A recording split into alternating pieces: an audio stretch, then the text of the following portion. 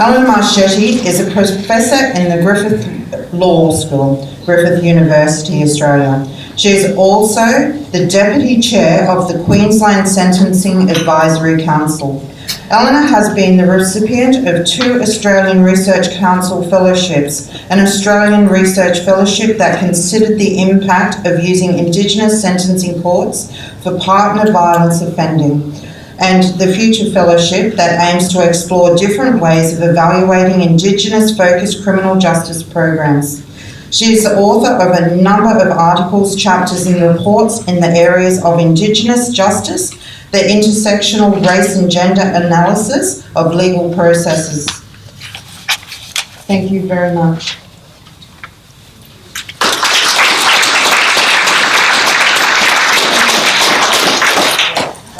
First, I'd like to acknowledge the traditional custodians of the land we're on, the good and Boodja people, and acknowledge and pay respect to elders past and present. I know I do a lot of welcomes on my own country, and I always have to note that without the hard work that the previous generations did, we wouldn't be here doing even welcomes or acknowledgements to country, because, 15, 20 years ago I wasn't done. The work that they did, the resilience that they had to keep on battling to get recognition has made it possible for us to be able to discharge our cultural obligations in welcoming and acknowledging. Okay, put that down. Look, I'm just an old black girl. Getting pretty old now, but I've always had a passion. I've been an activist. I've been in every battle that you can imagine, waved every banner. As a member of the Aboriginal Deaths in Custody Watch Committee in Sydney, we did the John Pat marches, we did all sorts of things, and it was tough going, really tough going. We were battling at every front during those days. The previous speaker here, Cynthia, who spoke yesterday, she was one of my colleagues there, so I'd like to acknowledge them. I'm sorry, I'm getting old, you see, so the brain doesn't always go in the order that it ought to go. So I want to acknowledge also all Aboriginal people in the room today, and Indigenous people from wherever, people of colour from wherever, because you said they had the same battles. And a lifetime, I think, spent with a strong social justice mind, which has gone into the prison system. I've taught in prison. I used to teach at Aboriginal inmates at Goulburn Jail, and I got to know a fair bit about what they were doing in jail, and they write a lot, and essentially I'm a writer. I always wanted to get something done. At Goulburn Jail I wanted to get a volume of their poetry out. That didn't happen. The authorities there were just non-compliant. And that's pretty mildly. One of my students there, though, he got transferred. I was actually contracted by Southern Cross University at the time to tutor Aboriginal inmates who'd enrolled in the external degree course from Southern Cross University at Lismore. So I used to go to Goulburn Jail and tutor the inmates there. And one of the inmates, it was really, really good. And he actually got transferred to Junee Jail. And then Southern Cross didn't want to actually pay me to go to Junee, because that would have been not only car hire but accommodation too, where from where I live in Wollongong to Goulburn it's a 2-hour drive. Anyway, so I got to know a bit about Junee Jail and how they operated there. Now many years later, I'll jump forward into the future from there. Many years later I got an opportunity during NAIDOC week to go to Junee Jail and present a series of creative writing workshops. I will acknowledge that I'm attached to the South Coast Writers Centre in Wollongong and have been for many years. And anyway, I rounded up a couple of other tutors to go with me because we thought it'd be a good opportunity, and we did get a little bit of grant money that allowed that. But one tutor couldn't come, so I had $700 left.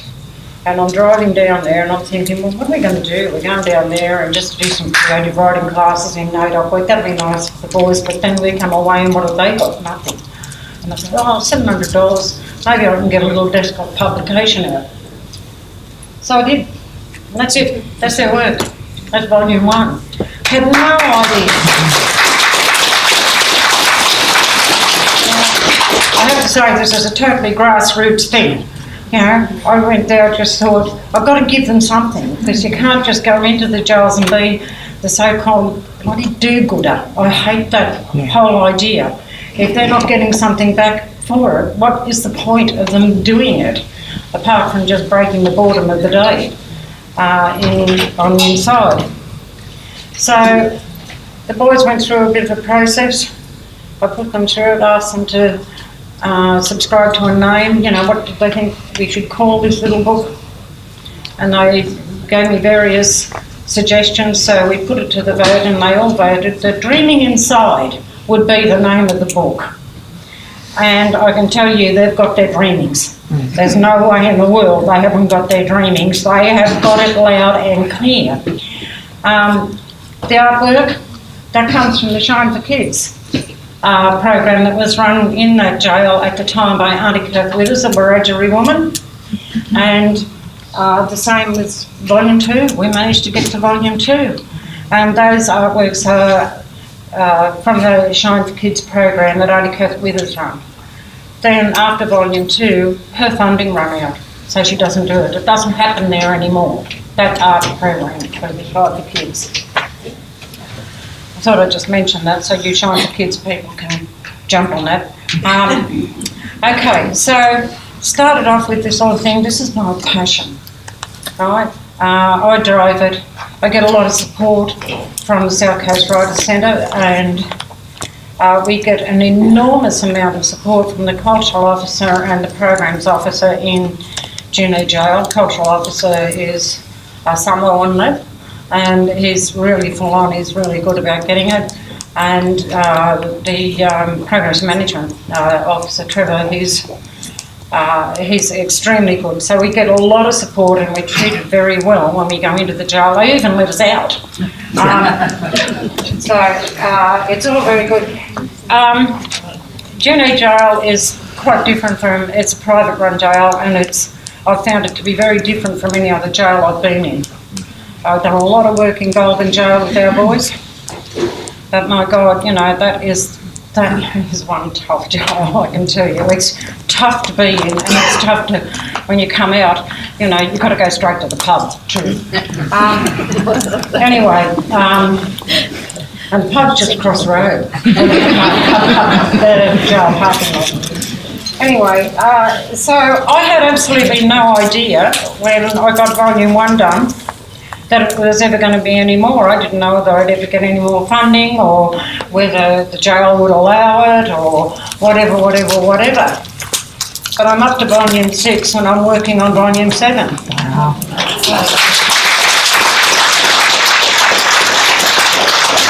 The artwork is all the boys. This is Volume 3. Now, I did things blackfella way. I talk, you know, technology, I hate it. You know, that's white fella magic. But Elena, my co-presenter, she's going to be showing you these things on her thingy-jig.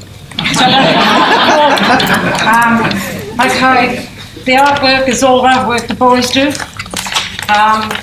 And there's a number of it inside. That's Volume 3. I love this one. I picked the artwork because they do a lot, and when I'm doing the first edits, I decide which of the artwork will go on the front cover. But all of the artwork that they produce goes into the books as well, so the books are scattered with the artwork. There's this one I actually loved. He drew his own cell. Well, it looked like his own cell. It was really nice. That was Volume 4. Volume 5, I did an anniversary edition. I wanted an anniversary edition. I thought, I'm getting old. I mightn't be here for 10 years for the next one, so I'll do one at 5 years. Anyway, I get this 5-year one done, and what I did with this was all the new work from the boys. I got all the contributors, the external tutors who'd come in with me over the years to write something. Our patron, who's a local politician who used to work very much strong on the National Reconciliation Council. His name's Cole Markley. He was Parliamentary Secretary in New South Wales State Government, and he's one of our patrons. And all the people who've had significant roles in it. We launch the book every year in Sorry Week in Wollongong, at the Wollongong Art Gallery. And even the people who've emceed the evening, and one person from the art gallery who facilitates and they donate us the space there, which is really good. So I got them all to make a contribution to this, and I included a few extracts from the earlier works as well. So it's like an anniversary edition, and really fantastic. Volume 6. This one, I don't know, you haven't got that one up and slide it? You have? Yeah. Okay, when that one comes up on side, have a close look at it. It's a scarred tree.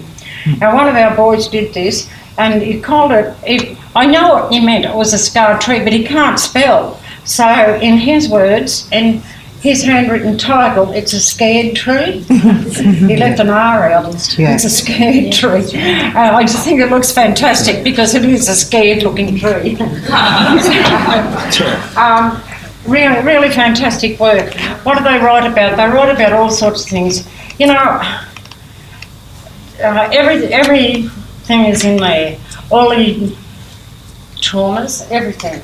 They write about love, they write about fear, they write about anger, they write about drugs, they write about sex, they write about whatever they want to write about. The overriding thing they write about is their dreamings, their culture, their totems. That's the overriding thing, their connection to country. That's what shines through the whole lot of their work. I had no idea that it was ever going to go any further, honestly. I had no idea that it was going to be a therapeutic program, that it was going to be an empowering program. I had absolutely no idea when I started that. I started it because I had $700 left and I wanted to give them something back.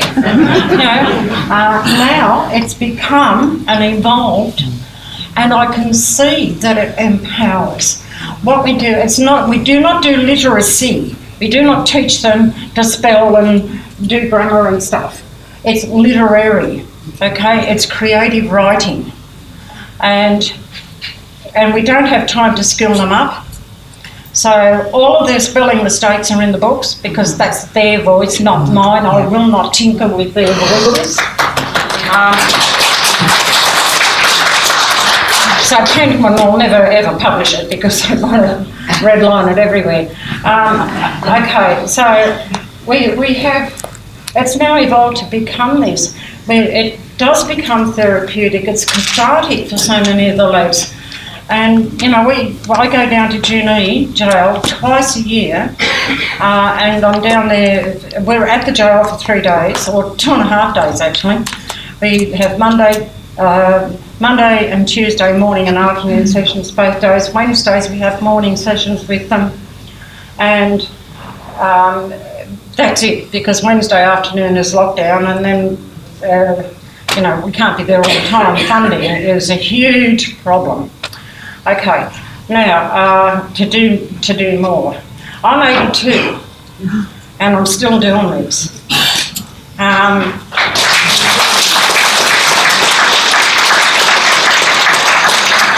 Yeah, I can't stop because I think I'd die if I stopped. So if I'm going to die, I may as well be doing something.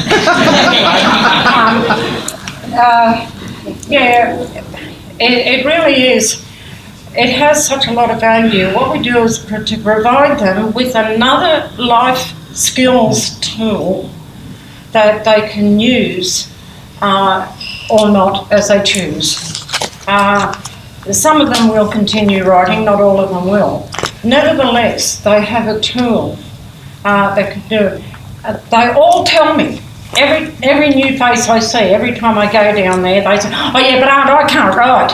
And I say, I've got 6 books here that say you can. You know, don't give me any rubbish, we can do this, you know, and then they start to write.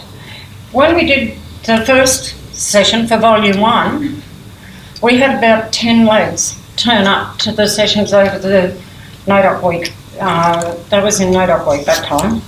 Freezing down in June, I won't go down there again in NAIDOC week. Anyway, and there was only 4 or 5 of them contributed something that we could publish, right?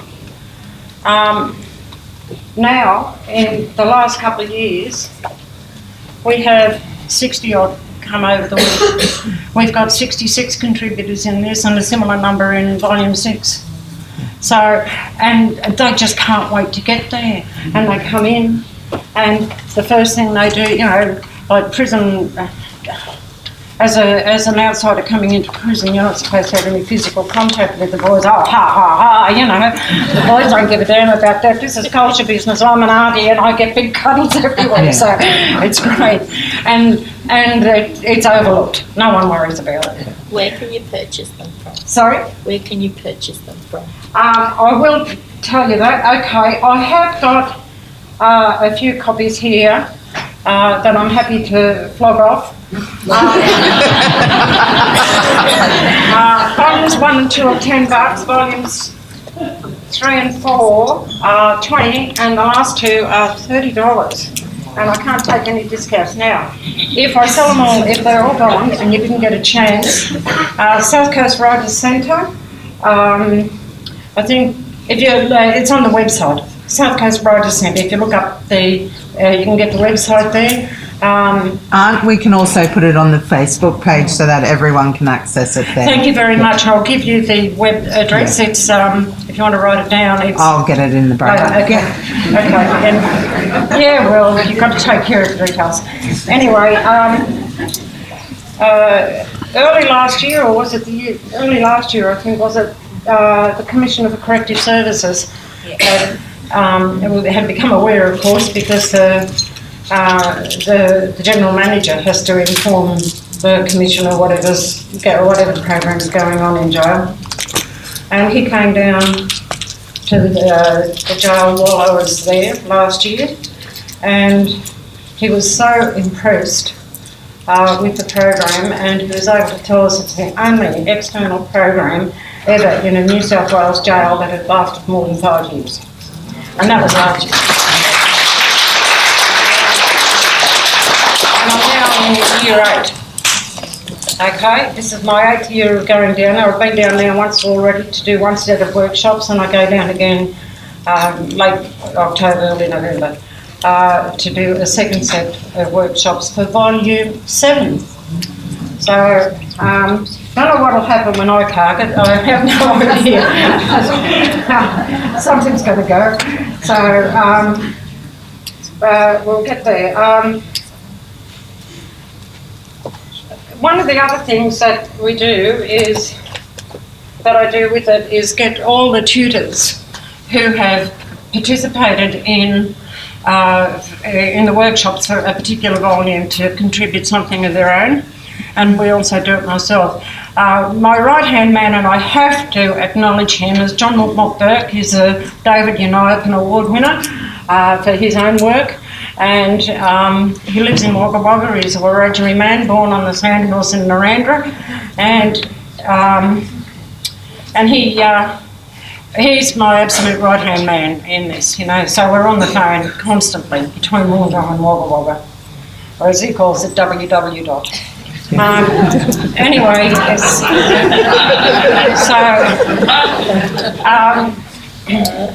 so I just wanted to acknowledge Mookie. The other tutors are always a changing scenario. Okay. I wrote this. I'm going to read a poem for you that's in Volume 2. And I wrote this on the day that Carl Williams died. You know, that Carl Williams from Melbourne.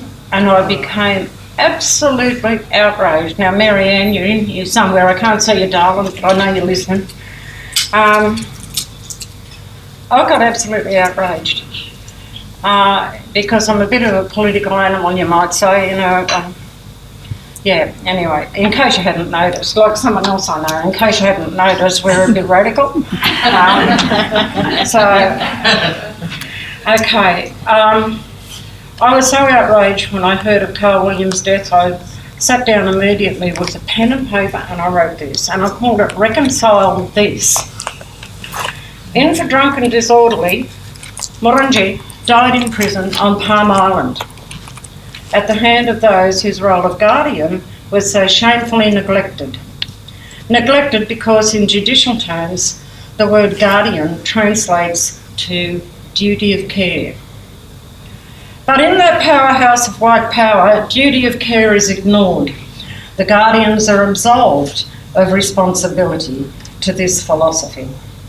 They beat him senseless, his precious body battered, broken and left to the reaper's outrageous habit. There was never going to be an investigation, an explanation, a why. Not until the family, the community, gathered in heartbroken solidarity to protest loudly and clearly and try to win some ground.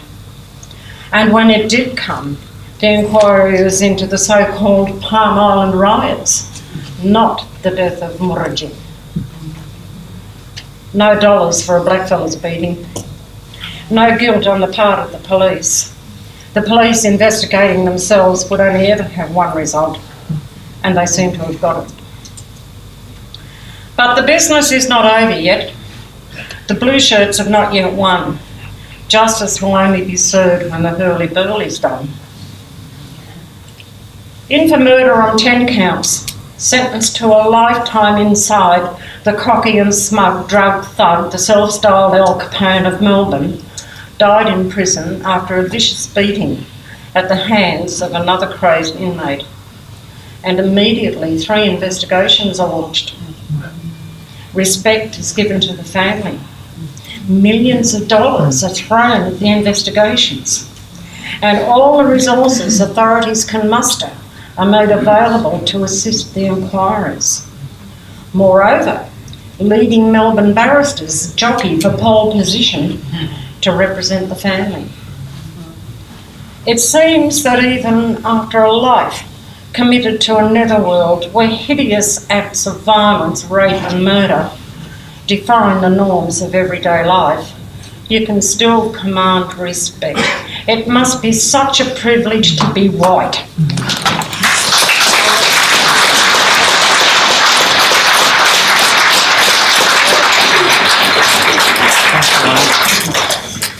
I've got about 5 minutes, so I'm not going to get... Oh, no, that's okay. I said to Auntie Barb when we were doing this, I said, you talk for as long as you need to. She's much more interesting than I am and obviously has much more knowledge about the program than I do. I'd like to start by acknowledging the custodians of the land upon which we meet today and pay my respects to elders past, present and also emerging, and acknowledge the hard work that everyone's doing. And I want to express my, humility I feel very humbled to have been asked by Auntie Barb to work with her in doing an evaluation of her program, her and Wookie's program.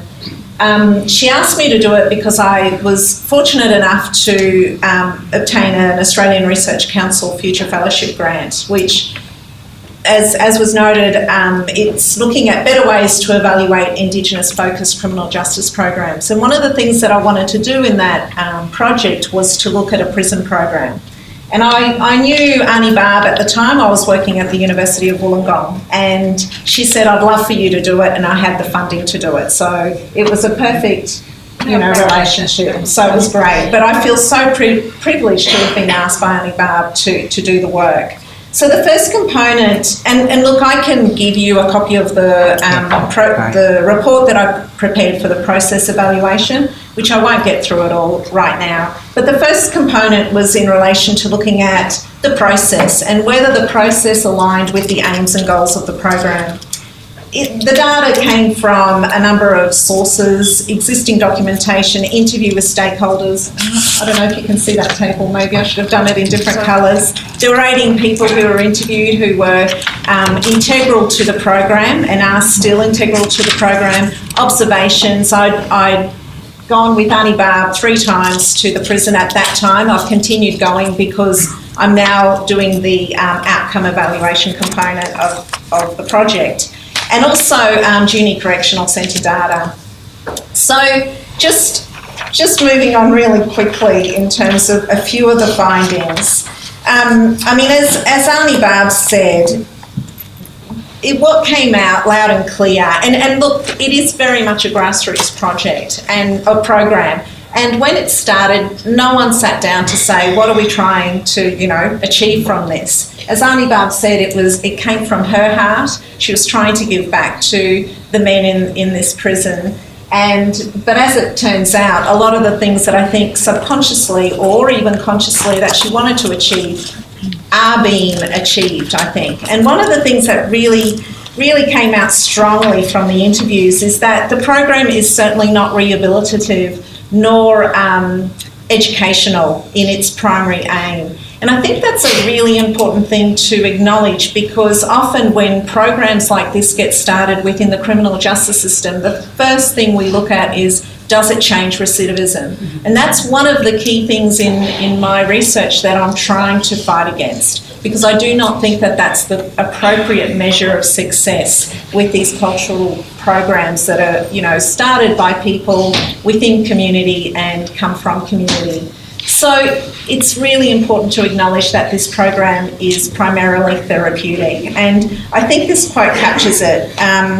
One of the interviewees said, I think it's therapeutic to varying degrees for all of them and in different ways. By remembering something funny or something good, like one of the guys who wrote a story about taking a girl out on a boat fishing, and it was really good. It was a positive, a really good memory. I think that would have helped him to focus on something that was good, that was outside, something that he did with somebody he liked, and it was funny. It was a funny story. So some did, however, consider that it could be rehabilitative in the sense that the men could use their newfound ability to write, because a lot of them, as Aunt said to her, I can't write, and they are reluctant to do that. But as they start to write, they find they can write, and they write in their own way. So this newfound ability can be used as a way of, and I quote again from one of the interviewees, searching their souls and looking to why they're in the position that they're in, and perhaps not come back again to be contributing to the book. Now, whether that's the case or not, it's still to be seen, but even if they do come back, it would be interesting to see how this ability to now write and express their feelings and hopefully use it in a healing way has changed. And there are success stories. There's a story of one of the guys, Matt. Auntie Barb can probably tell the story better than I can, but he was one of the first, the contributors to the first volume. He's due to get out in about 6 months' time or less. And you'd probably be gone by the time we're back. We're back in November, so within the next, say, 4 months, and he's now completed a TAFE course. He got the award for the most promising, student in that student of the year in that TAFE course. He also now works in the local abattoir. He actually said that it's the first time he's supporting his family, and he attributes a lot of that to the confidence that he got from contributing to the book. Just some other findings. I mean, it was acknowledged, and this quote shows it, I won't read it out, but it's acknowledged that, it's a drop in the ocean. So to think of it as being something that can, of its own, change recidivism is actually quite, it's pie in the sky type thing. So we should steer away from that. Evidence that the program is having an impact, well, the fact that the men keep coming back, the fact that now we're, or not me, but Auntie Barb is producing the 7th volume. you know, the fact that they actually prepare writings before the team gets there, and they've got them ready. So it is having an impact. The reasons why this program works, there's a few of them. So the two main ones are the fact that it's a grassroots program that's run by Aboriginal people, and the men just love Auntie Barb and Uncle Muk Muk Berg. You can see it when you enter the prison.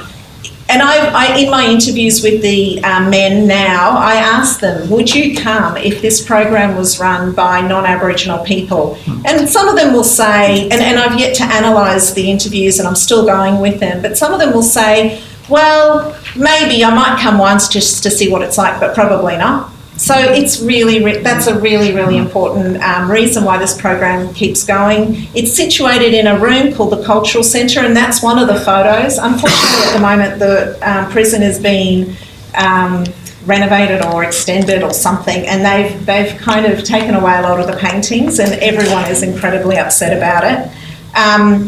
It's the prison staff support it as well, and it gives the men a sense that someone cares and values them. Auntie Barb's already talked about retaining the authenticity, but the last point I want to make is the publishing of the books is incredibly important. I'm asking the men about that. Is that an important aspect? And what they will say is, I'm a published author. It's great. You know, I can now take this out once I get out, or I can send it to my family. And look, I'm a published author. They attain, there's a couple of components to it. They attain a sense of pride in the fact that they have been published. But the other part of it is that someone has promised that this is what will happen. So it increases their ability to trust that what is said will be done, will be delivered. So that's also a part of it. And I'll finish it there.